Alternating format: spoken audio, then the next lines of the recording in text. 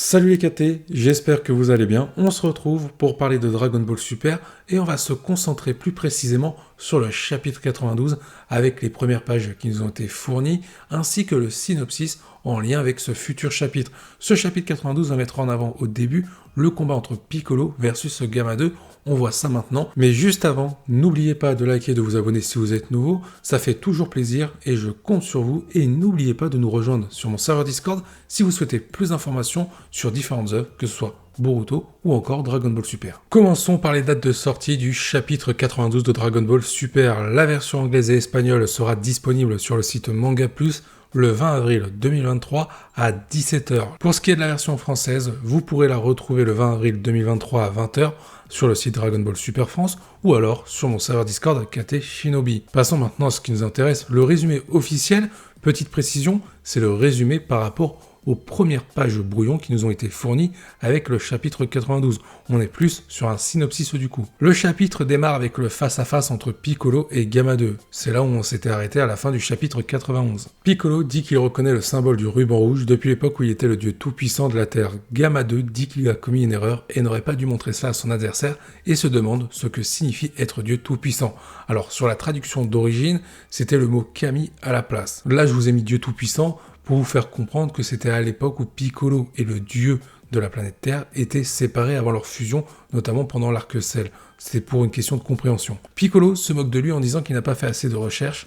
Par la même occasion, Piccolo identifie Gamma 2 comme un androïde et demande à ce dernier qui l'a construit. Gamma 2 est surpris de la réflexion rapide de Piccolo, mais lui répond que c'est un secret, donc il ne peut rien dire sur ses origines. Par la suite, Piccolo demande si cet androïde est venu le combattre et Gamma 2 confirme les propos de Piccolo. L'androïde rajoute que la bataille qui doit avoir lieu aujourd'hui face à Piccolo devait être initialement un test, mais les plans ont changé, il va devoir tuer Piccolo. Il précise à ce dernier que ça n'a rien de personnel, mais il est obligé. À cet instant, Gamma 2 se précipite vers l'avant pour donner un coup de poing, mais Piccolo esquive en contre-attaquant avec un violent coup de poing dans l'estomac de l'androïde, suivi d'un coup de pied qui propulse Gamma 2 au loin. Propulsé brutalement par Piccolo, Gamma 2 s'écrase dans une montagne. Suite à ça, Gamma 2 fonce à nouveau vers Piccolo, décrochant un coup de poing très fort et un coup de pied à la tête au sensei de Gohan. Alors vous l'avez très clairement compris, certainement que ce chapitre 92 va se concentrer sur les 3/4 du temps sur le combat entre Piccolo et Gamma 2 et peut-être qu'on aura un petit peu de scénario. Dans tous les cas, ça va suivre les événements du film Dragon Ball Super Super Hero. Reste à savoir encore maintenant si Toyotaro va rajouter des éléments en plus, peut-être par rapport au combat dans le manga, par rapport à Piccolo versus Gamma 2, ou alors des éléments scénaristiques par rapport à l'histoire de l'armée du ruban rouge, ou peut-être mettre en avant la relation Piccolo vis-à-vis de Pan, ainsi que Gohan par la suite, à voir. Je vous avoue que pour cet arc-là, je n'attends pas grand-chose. J'espère que ces différentes informations, ces petites informations vous ont plu.